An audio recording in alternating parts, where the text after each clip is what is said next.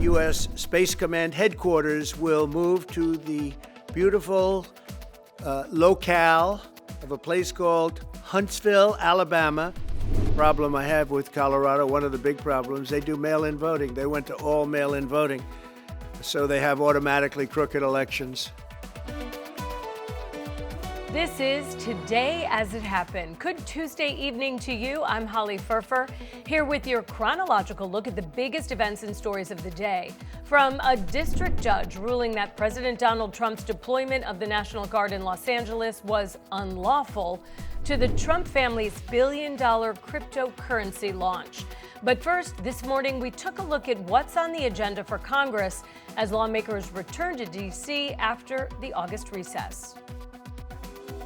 Back in Washington, Congress returns today from its month-long break with a full slate of work ahead, not the least of which is another looming government shutdown at the end of the month. So who better to tell us what to expect than Scripps News Deputy Political Director Joe St. George, who joins us now live from Capitol Hill. Was that a heavy sigh, Joe? Because I know plenty of big-ticket items on the menu for Congress.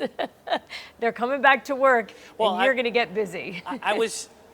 I was just thinking, what political vacation did we have? But I guess we did, right? We had the month of August. Congress wasn't in session. We haven't heard a lot from the President of the United States over the extended Labor Day weekend. All of this really changes today, as it's a back-to-work Tuesday for Congress after their August recess.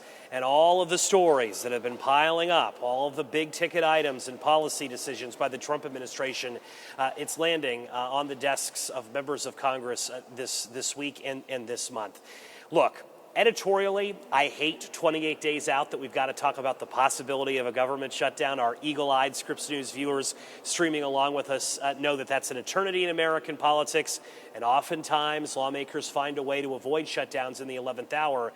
But the reality is, as we chat on this Tuesday after Labor Day, the conditions are right for really a prolonged funding battle here on Capitol Hill for keeping the government open past September 30th. Just like in meteorology, we have meteorologists here with the Scripps News Group who will tell us when atmospheric conditions are right for storms. Politically, conditions are right for a big battle over keeping the government open. And here's why. Democrats are going to be needed for Republicans to keep the government open. Democrats are feeling pressure from their base to fight back, to push back.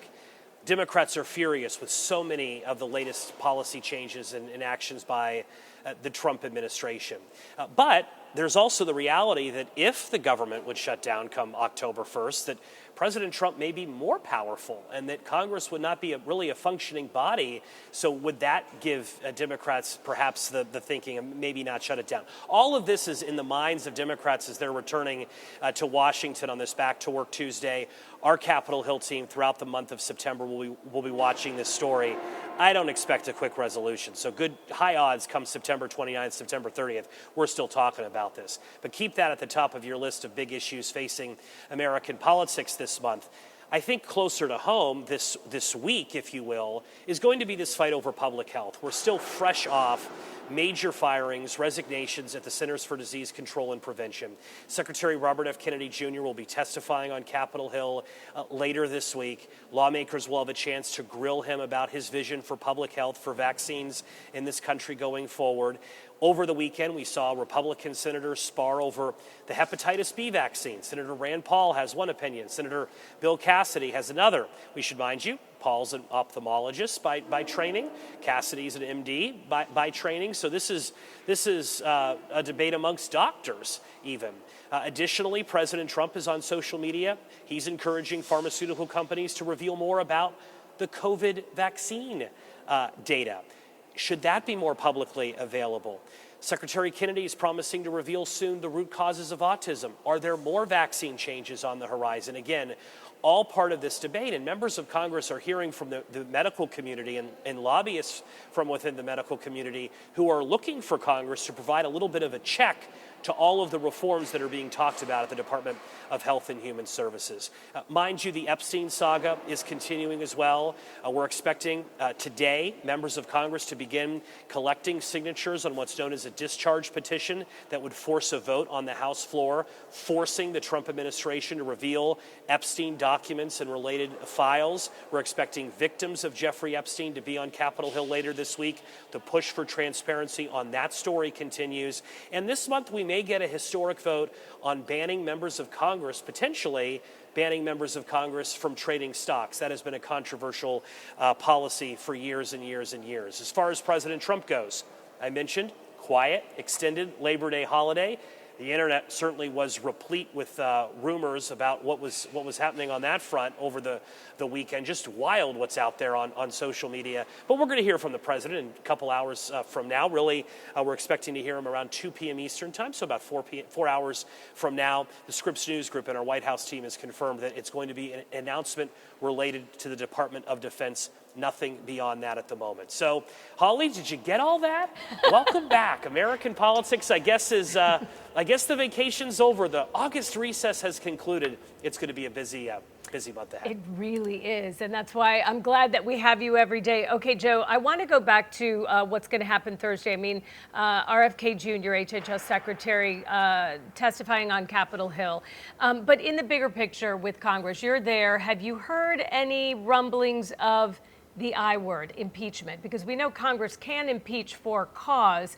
And, you know, with all these people in the medical community, former leaders of CDC, even NIH, President Trump's first Surgeon General saying the mRNA vaccine withdrawal was a big mistake. I mean, with all of this, do you think Congress, I mean, and also add in there, Senators Murkowski, Tillis, Cassidy also saying, you kind of lied to us under oath. You said you were going to do things, you're not doing it. What do you think? What are you hearing? Yeah, you're talking about Senator Kennedy here on this front. Here's the reality. Leadership on Capitol Hill, Senator John Thune, Republican Speaker of the House Mike Johnson, they remain lockstep with the White House, and they have yet to show any major break. They're letting President Trump lead the executive agencies of the federal government, and they're taking his lead in many cases. I do not expect that to change anytime soon. For the moment, Secretary Kennedy has free reign, it seems like, and the confidence of President Trump to really shake up public health. And as a result, that's why we are seeing so many resignations, so many groups speaking out. I mean, think about this for a moment. We're now having, if you're a parent, I'm a parent out there, I got a 2-year-old, you now are going to have different guidelines from the CDC than you may have from the American Academy of Pediatrics. Other medical groups and universities may issue their vaccine guidance as well. That's the course that we seem to be heading down. Some members of Congress are furious. Others are saying that Secretary Kennedy may be in the right here. I mean, Senator Rand Paul, the senator from the Commonwealth of Kentucky, he seems to be backing changes to the vaccine schedule. And mind you, this vaccine debate is one of the interesting ones that doesn't necessarily fall along party lines. I remember when I was a state political reporter in Colorado, I would interview the most liberal of progressives in Boulder, Colorado about vaccines, and then I would interview some of the most conservative members, individuals in southern Colorado about their views on vaccines. And sometimes the biggest Trump supporters and the biggest Bernie Sanders supporters align on vaccines in controversy. So that's what makes this so interesting. It doesn't necessarily fall along traditional party lines, but it is one that is sparking a ton of debate. Look, if you want to get the room talking, bring up vaccines at a kid's birthday party. In fact, Holly, don't do that, because I think that might ruin the party. I mean, it's a hot topic out there for parents, for sure. And Thursday will be a big day, so it's a good thing here on Scripps News. We will be streaming that hearing live for everybody to see it as it happens in its entirety. Okay, before I let you go, I want to ask you about that big meeting in Beijing, a who's who basically of world leaders, not necessarily aligned with the West. So what are we seeing, and what do you think we should be reading from these images? Because this is important for everybody on the world stage. Yeah, and I'm glad you brought that up. And we can pull up these images, go full, just to show you a little bit about what we saw out of Beijing in the last 12 to 24 hours. President Xi Jinping welcoming President Putin, welcoming the leaders of India. He's about to welcome Kim Jong-un of North Korea. Who does this send a message to? This sends a message to President Trump, to leaders in Europe, that there's another group that's capable of leading. And mind you, this is no small sack of potatoes, if you will. You're talking about the most populated country on earth, India, and the second most populated country on earth, China. And you're talking about one of the most influential countries on earth, and that is Russia. These images of President Putin laughing with the leaders from India, laughing with Xi Jinping of China. Think of how this is playing on Russian state television in Moscow. President Putin was ostracized from the political world. He was stopped getting invitations to summits following the invasion of Ukraine. And in the last month, we've seen him not only now welcomed like this in Beijing, but welcomed by President Trump in Alaska so many weeks ago as well. But this sends a message to the West that it's not just the U.S. that is capable of leading in large numbers. And remember, the trade dispute, the trade fight that President Trump has created around the world is allowing Beijing to create an opportunity here and try and use this as a wedge to divide a bit India and the U.S., for instance. President Trump just hit India with a 50% tariff. Prime Minister Modi's not happy with that in India. And Xi Jinping, even though there's plenty of national security disputes between India and China as well, he's able to use this as a bit of an issue to drive divisions between the U.S. and India. It is just a powerful image. And by the way, we're going to get more powerful images out of China in the next 12 to 24 hours. They're having a big military parade on Wednesday. And that's why Kim Jong-un of North Korea is making his way via train to China as we speak. So a big day, big week internationally as well, Holly. Coming up on Today as It Happened.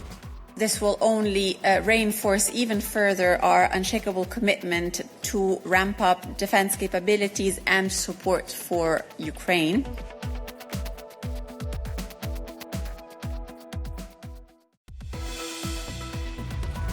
Welcome back to Today as It Happened. Let's check back in on our daily briefing of today's top stories. In the news this Tuesday, a federal judge says the Trump administration broke the law by sending National Guard troops into Southern California during the summer. Those troops were sent in during a crackdown on immigration enforcement and the protests surrounding it. Today's ruling came after California filed a lawsuit. The judge did not require the administration to withdraw the remaining troops until September 12th.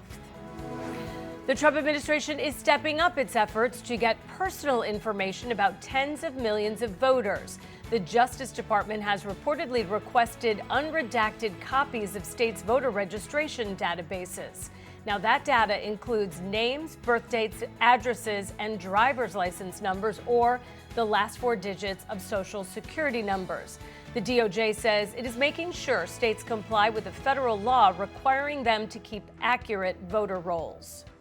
Russia is being blamed for jamming the GPS navigation equipment on a flight carrying the European Commission president on Sunday. Now, the plane did land safely, but the pilots had to use old-fashioned paper maps to make it happen. Scripps News international correspondent Will Denslow has details from Brussels. On Sunday, a plane carrying European Commission President Ursula von der Leyen was the target of GPS jamming. This forced the pilots to, while landing safely, resort to using paper maps rather than electronic devices. Bulgaria, the country Ursula von der Leyen was travelling to, said this was blatant interference by Russia. Moscow subsequently has denied any kind of involvement. The European Commission, however, has said that such incidents involving jamming or spoofing, be it by air or at sea, have increased considerably, as they put it, since Russia's full-scale invasion of Ukraine in February 2022. The European Commission says this incident further reiterates the need for the bloc to ramp up its defence spending, defence capabilities and readiness to be better prepared facing hostile actions by Russia, be it through traditional warfare or such hybrid attacks. When it comes to this particular incident, the European Commission says it's going to look more into deploying low Earth orbit satellites that they say will help counter this jamming threat. Up next on Today As It Happened. When you're a business person or you have business interests, coming into the White House, you're always going to have controversy around it.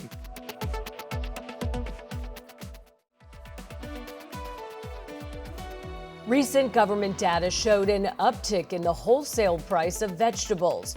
The price supermarkets pay for fresh veggies rose almost 39% in July. The trickle-down effect of tariffs are a contributing factor and putting pressure on consumers and their wallets. Attention grocery shoppers, the price of eating healthy is getting more expensive. The effects of tariffs on imported fruits and vegetables are starting to ripple through grocery stores and restaurants and are driving up costs for consumers. Yeah, I think things are definitely on the incline for sure, yeah. President Trump has defended the move, arguing raising tariffs will help boost domestic production and create jobs. But economist Alex Durante with the Tax Foundation says the U.S. simply does not have the right climate or infrastructure to grow enough fruits and vegetables needed to meet demand, which is why so much of what we eat is imported. In the U.S., we only grow bananas in Hawaii and Florida, and in a very limited capacity. More than 90% of all bananas that are consumed in the U.S. Are imported from abroad. U.S. reliance on imported farm products is rising.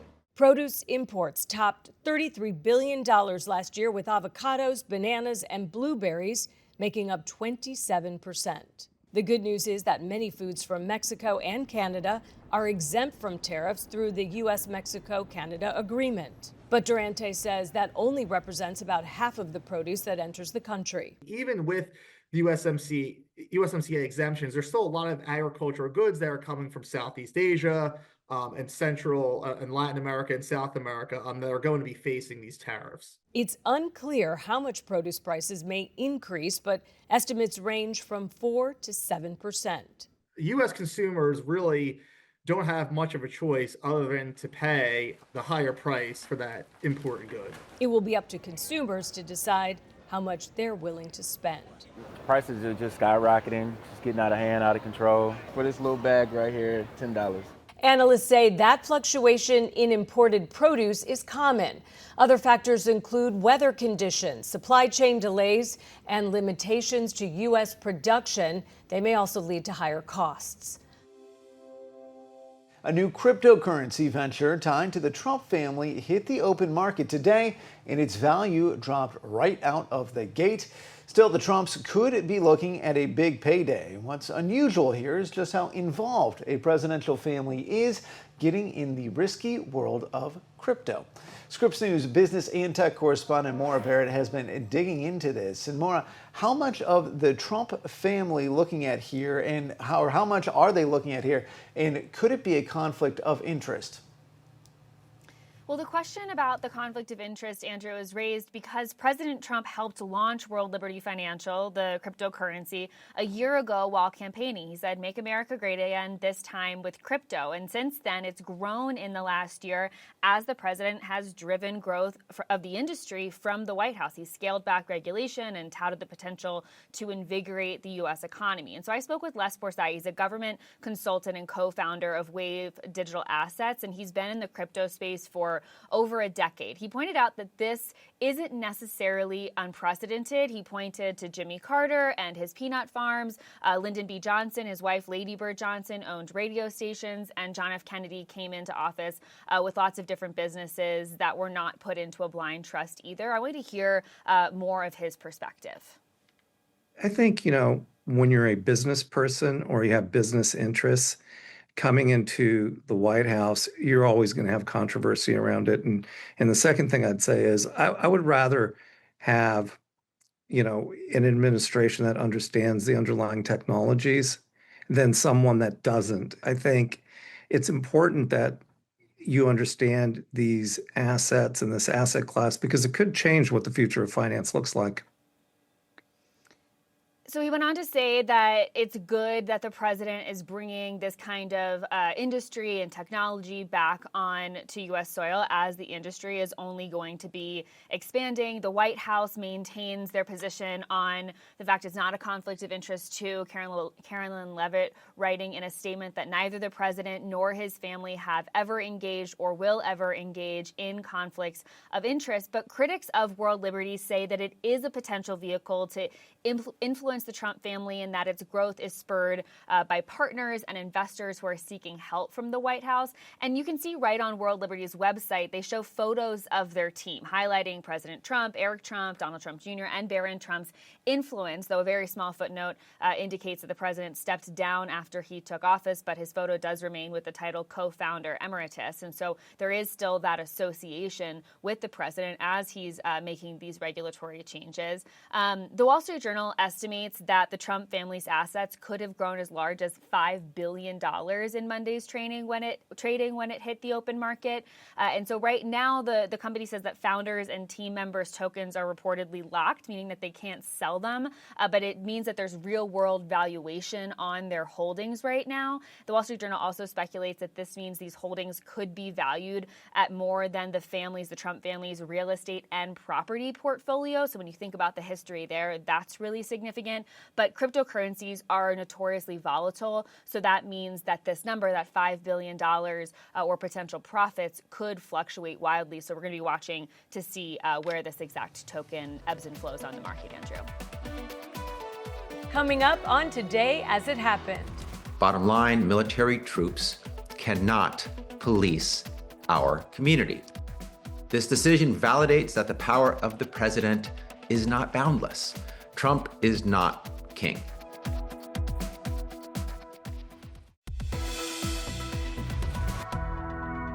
Welcome back to Today as It Happened. I'm Holly Furfer, here with your daily rundown of the day's top stories. The race against time to find any living person trapped under the rubble and debris in Afghanistan. A 6.0 earthquake shook the country Sunday, followed by another quake, a 5.2 magnitude one today. Entire villages were leveled. The Taliban, the country's ruler, says that more than 1,400 people are dead and more than 3,000 are injured. Heavy rain and landslides have made it difficult for rescuers. The Taliban is asking for international help. And an over-the-counter nasal spray has shown promise in blocking COVID infections, according to a new study in the Journal of the American Medical Association. Results of a German study show the active ingredient in the spray cut the risk of getting COVID by 67%. The study's authors say their discovery should be followed up by more research. And the Powerball jackpot now at $1.3 billion after no ticket matched all the lucky numbers Monday night. But at least 2 tickets sold in Montana and North Carolina won $2 million. That's according to the Multi-State Lottery Association. The next chance to win big will be Wednesday. If someone wins the jackpot, they can receive the $1.3 billion over 30 years or a one-time payment of more than $500 million, both before taxes. The odds of winning are 1 in 292 million. And a federal judge says the Trump administration broke the law by sending National Guard troops into Southern California during the summer. Those troops were sent in during that crackdown on immigration enforcement and the protests surrounding it. That means the military troops can't engage in arrests, searches and seizures, security patrols, crowd control, interrogation, or anything deemed as executing the law. The remaining troops must be limited to non-law enforcement activities. Bottom line, military troops cannot police our community. This decision validates that the power of the president is not boundless. Trump is not king. Joining now is our legal affairs correspondent, Avidloy Burnett. She joins me here on set. Avidloy, good to see you. Take us inside this ruling. What are the implications here, especially with an eye towards the president talking about potentially sending National Guard troops to other U.S. cities? Yes, this is a ruling that came down very early this morning, California time, from a judge there called Charles Breyer. And he said the United States, the administration's use of the military in Los Angeles for civilian law enforcement, it was unconstitutional. Remember, this all started back in early summer in June when the Trump administration announced that they would be deploying members of the military, specifically the Marines and the National Guard, to Los Angeles to help with ICE officials who were out on the West Coast doing immigration enforcement for undocumented migrants. The Trump administration also said members of the military would be used to help to guard some of those federal properties there while we saw that there were protests that were breaking out. But this particular judge, his name is Charles Breyer. He happens to be the brother of a former U.S. Supreme Court Justice Stephen Breyer. He issued this order earlier today, and he said the way the Trump administration used the members of the military there in L.A., it was unconstitutional. And you're seeing a portion of what he wrote there on your screen. Judge Breyer wrote, defendants, President Trump, Secretary of Defense, Hegseth, and the Department of Defense deployed the National Guard and Marines to Los Angeles ostensibly to quell a rebellion and ensure that federal immigration law was enforced. There were indeed protests in Los Angeles, and some individuals engaged in violence, yet there was no rebellion, nor was there civilian law enforcement unable to respond to the protests and enforce the law. So what the judge here is ultimately saying is that there was no need under this really ancient law for the Trump administration to justify the use of members of the military for civilian law enforcement. Of course, this is something that is all playing out as the Trump administration has deployed the National Guard in the nation's capital in Washington, D.C. That is something that has become very controversial. And as members of the administration, all the way up to the president himself, has said that he wants to deploy the National Guard in other cities like Chicago and even Baltimore because they believe crime is really out of control in those cities. We must mention that many of these leaders in those jurisdictions are saying crime is actually down in their jurisdictions, and Washington, D.C. is very different from all of those other cities. President Donald Trump just addressed this at the White House not too long ago, and here's what he had to say about Chicago. I'm very proud of Washington. It serves as a template, and we're going to do it elsewhere. But Chicago is certainly going to be high. I would love to have him call. I would love the governor of Illinois. I'd be honored to take his call. All he has to do is say, sir, we need help. It's out of control. And everyone knows it is. And President Donald Trump announced right there that they're likely to appeal many of these decisions. It's likely that the Trump administration will be appealing this particular West Coast decision to a higher appellate court. Okay, so it seems like they've been taking a lot of L's lately when it comes to the courts. I know that there's another one that you were tracking that deals more specifically with tariffs and the economy. What can you tell us about that? Yeah, so this is something that came down late Friday afternoon. There are some other cases over the weekend as well, but the tariffs case, the president is really honing in on this one. So a federal appeals court, they actually said the president overstepped his authority when he mentioned or when he announced all of these tariffs against many of the countries across the globe. Remember this announcement that came from the White House back in April when the president stood right there, he dubbed it Liberation Day, and he announced all of these tariffs against many countries around the globe because he said the trade imbalance is actually a national security issue for the United States. Well, on Friday, this particular court in a 7-2 decision said he overstepped his authority, and it's very unlikely that Congress meant to give the president that much authority when it comes to tariffs. As we just mentioned, as we've been seeing all this afternoon, President Donald Trump just spoke at the White House, and he said there's a possibility that they could be appealing this to the U.S. Supreme Court as early as tomorrow. Okay, a lot going on in the courts as we head into the fall, and of course the Supreme Court getting ready to return for their next term. Avidloy Burnett breaking it all down for us. Avidloy, thank you. Up next on Today As It Happened, There's no place in the world, including you can go to Afghanistan, you can go to places that you would think of. They don't even come close to this. Chicago is a hellhole right now. Baltimore is a hellhole.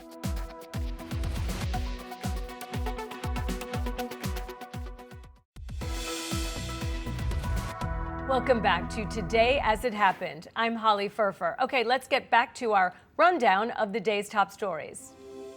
Anticipated college football debut for Bill Belichick was a dud at best and an embarrassment at worst.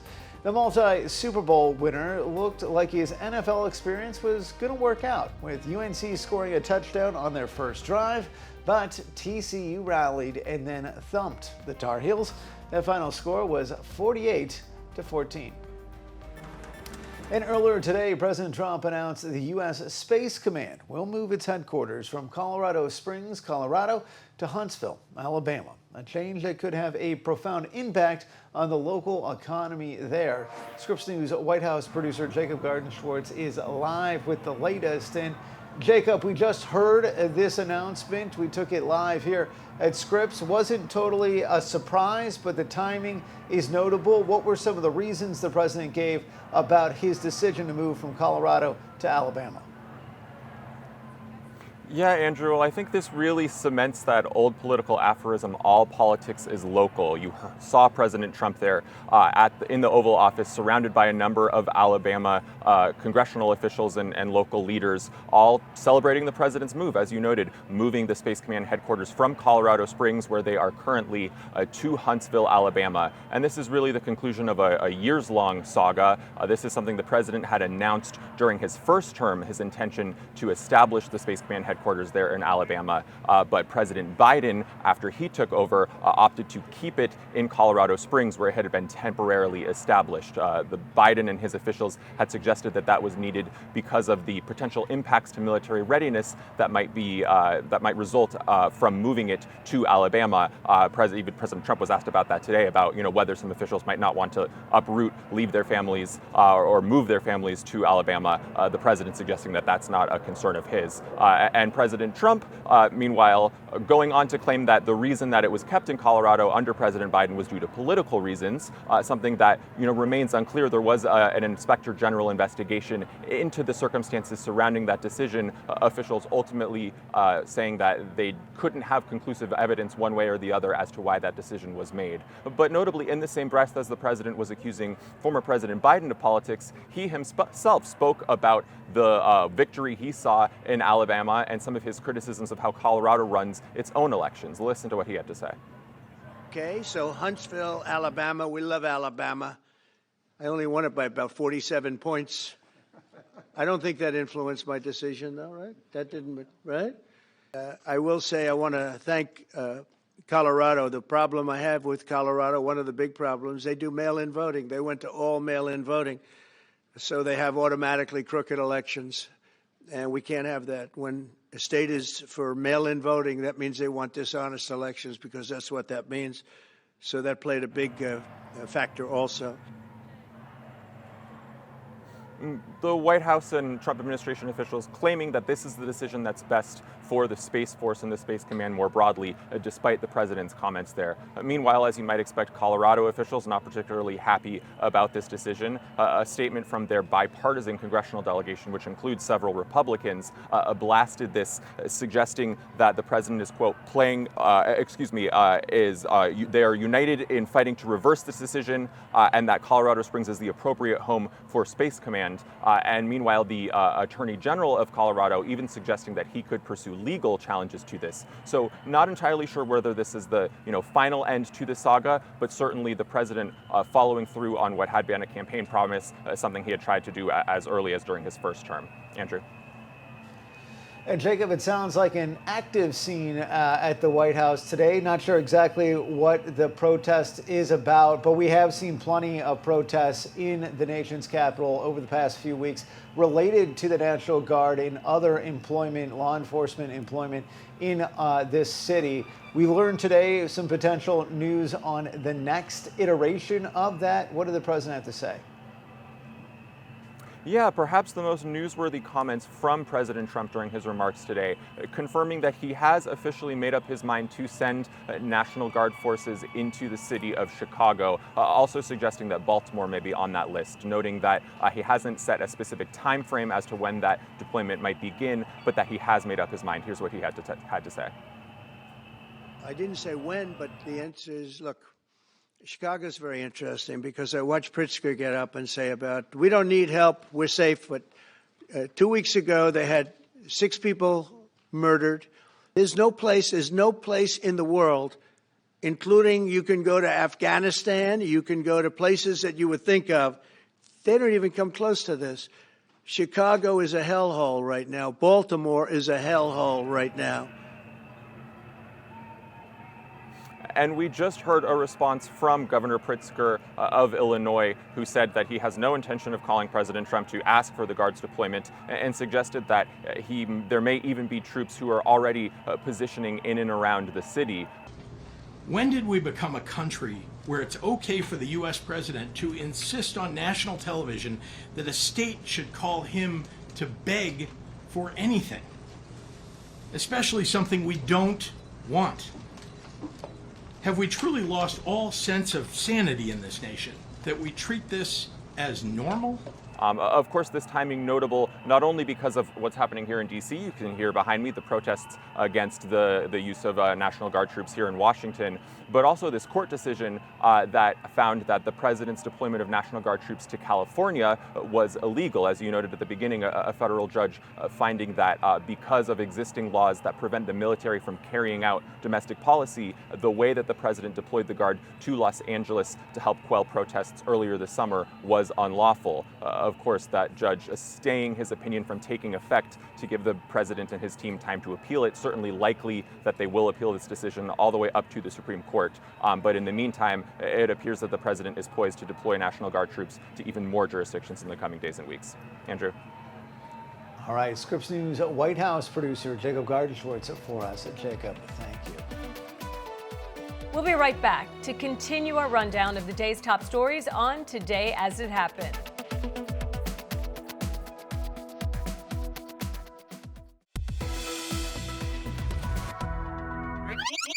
Students and teachers have returned to classes for the new school year, all of them ready to tackle the tasks ahead of them. But regardless of whether you're leading the class or learning, one of the tools sure to be used to help in the effort is artificial intelligence. Joining me now for more on the way schools, teachers, and students can all embrace the use of AI into learning is Anish Sohoni. He's the CEO of Teach for America. We're glad you're with us this morning because AI is becoming a part of practically every sector of our world. So how can AI reimagine and really improve education outcomes? Well, thanks for having me, Holly. And as we get back to school this year, I'm so excited to think about not just my role as CEO at Teach for America, but also as my role as a dad, as a former teacher. I'm really hopeful that all children will have access to an excellent education. And as you note, AI is certainly a big part of the conversation. And I think AI has huge potential to help us think about improving student learning and also to help teachers and educators think about their role in the classroom. I had an opportunity recently to visit a classroom in Washington, D.C. at Simon Elementary, where one of our alumni at Teach for America, Aaliyah Williams, was using AI to help her teach phonics by differentiating instruction and really helping students learn at a level that met them where they were at. Oh, that's interesting. Okay, so as you mentioned, there are different tools that could help teachers. Also, I would imagine help teachers reduce burnout, increase efficiency for themselves as well as the students. Talk a little bit about that because as we know, teaching is one of the most difficult professions out there. Absolutely. Our teachers are incredible and educators are incredible. One of the things we do here at Teach for America is train all of our incoming teachers on AI, not just how to put in the right prompts in AI, but also to help them think about how they can think about AI as a tool to help them solve some of their thorniest issues. we've seen that the early research is showing that educators are able to save upwards of 6 hours a week and able to focus then their time and their energy on doing what they're uniquely positioned to do, which is build deep and meaningful relationships with their students and really help students feel like they're engaged and part of a learning environment that really works for them. And while there are so many positive aspects of AI, there are some who say there are some not so great aspects. So are you concerned, for instance, that students might rely too much on AI and lose critical thinking skills? So, or some, along those lines. So what are some of the concerns of using AI in a classroom? Yeah, as with many things in life, I think balance is important. And certainly there are ethical considerations with AI as well. And so what we believe is AI can be a great tool and a great companion, but it doesn't replace the educator or the human in front of the room. It doesn't replace the need for our students to engage in critical thinking or teamwork. A perfect example of this is I had an opportunity to visit Alliance MIT in Los Angeles, and I got to see a mechatronics classroom where they were using AI and technology, but they were also working in teams and working to design projects that were of interest to them, that were of industries in the future. And so my experience in classrooms traveling across the country is not that AI will be the solution for everything, but can be a great companion and a great tool to our students and to our educators as they think about the future of learning. Okay, so I want to talk a little more about using it as a tool. So what do you think responsible AI use looks like in today's classrooms? Sure. I think it's a balance, right? I think it's making sure that our teachers are able to think through when can it actually give lift to giving students access to an excellent education. But we also know is that our students are looking for meaningful engagement. They're looking for opportunities to engage with educators and humans. At Teach for America, we run a program called the Ignite Tutoring Fellowship, where we have college students working in small groups with all of our with students across the country. And what our students are telling us is that human engagement, the ability to build a meaningful relationship with another adult, is also important to their learning as well. And so we think it's a matter of doing both, using AI, but also investing in the human relationships that matter for students. And I want to ask you about, we know what's going on as far as the Department of Education, and they want to take a lot of the funding and decision making and give it back to the states as opposed to having a lot on the federal level. So as AI itself is learning, is there a concern for algorithmic bias that might disadvantage some students now knowing that all things may not be equal considering the changes that are being made at the federal level? Yeah, look, I know there's a lot of conversation about what's happening at the federal level and with the U.S. Department of Education, and understandably so. As I've had an opportunity to travel across the 300 communities, both in urban and rural America, where Teach for America works, where we have a network of over 70,000 continuing to support students, what I've really learned is that impact happens in classrooms and in schools, and ensuring that we create access to educational opportunity for all of our students. Investing in things that work, like the science of reading, right? We have learned in the last 35 years how to teach students to read so they can really build their knowledge of the world as well. And so states like Mississippi, who are investing in the science of reading, are seeing some of the fastest improvements on literacy rates on the nation's report card. And so while there's a lot of conversation about what's happening federally, what I'm also seeing is a lot of hope and optimism about what's happening in schools, what's happening in classrooms all across the country when we invest in what works alongside also investing in things like AI and reimagining education. Anish Sahoni, CEO of Teach for America, we appreciate your time and your insight this morning. Thank you. Thanks for having me. And as we go back to school this year, I really hope we all focus on investing in all of our students. As I mentioned earlier, as a dad to a fourth grader and a first grader, I really want to make sure that all children in this country have access to an excellent education. Thank you for joining us this evening for Today As It Happened. I'm Holly Furfer. Have a great Tuesday night.